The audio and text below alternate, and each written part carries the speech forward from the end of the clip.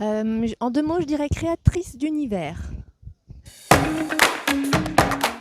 Définitivement jardinière. J'aime bien suivre mes personnages et écouter l'histoire qu'ils ont à me raconter. Donc j'aime bien me laisser aller au fil des mots, à découvrir la propre histoire qui se tisse sous mes yeux. Plutôt découvrir la planification et moi, ça fait deux. Donc parfois j'essaye quand même d'avoir une ligne directrice à suivre, mais c'est vraiment à peu près tout ce que j'ai. En général, je ne connais même pas la fin des romans que j'écris. Il y a le côté légitimité qui peut être un problème quand on entre dans le monde de l'édition indépendante, parce que à l'heure actuelle, c'est toujours encore un petit peu délicat en fait de s'imposer comme professionnel sans avoir une espèce d'accréditation d'une part d'une maison d'édition. Mais je trouve que les mentalités changent et que en fin de compte, la légitimité, on se l'accorde soi-même. Et la charge mentale, donc c'est vraiment beaucoup de travail et ça s'arrête jamais. Donc en fait, il faut penser à tout le temps. On est le seul maître à bord, donc on peut s'en prendre qu'à soi si on fait des erreurs. On teste, on essaye, on recommence et puis on voit ce que ça donne. Donc ça s'arrête jamais. Il y a vraiment beaucoup de charge mentale.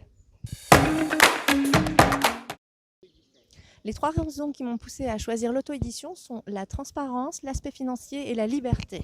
Alors la liberté parce qu'on a le contrôle sur toutes nos décisions et on a la capacité de pouvoir réajuster nos stratégies au fur et à mesure.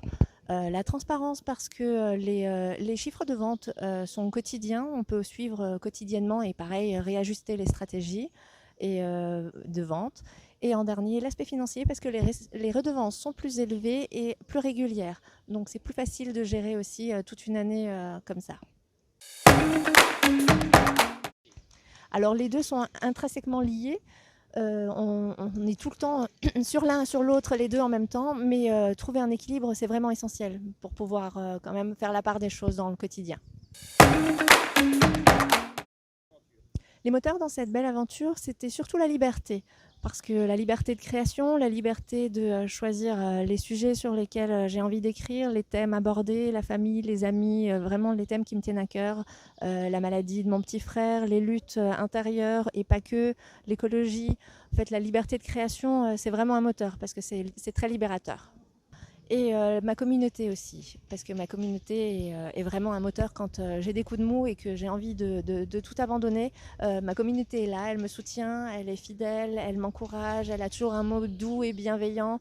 Donc vraiment, je pense que sans elle, ce serait beaucoup plus difficile à gérer. Mes moyens de communication de prédilection, ce sont la newsletter et les réseaux sociaux. Le plus important pour moi avec les échanges avec ma communauté, c'est la transparence en fait. La transparence, la simplicité et l'authenticité. Être moi-même, c'est libérateur. On en revient toujours à cette liberté en fait.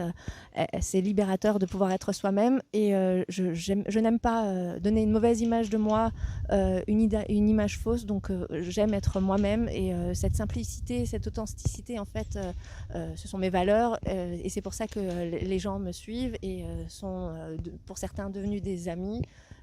Donc vraiment, rester soi-même, ça construit une communauté petit à petit.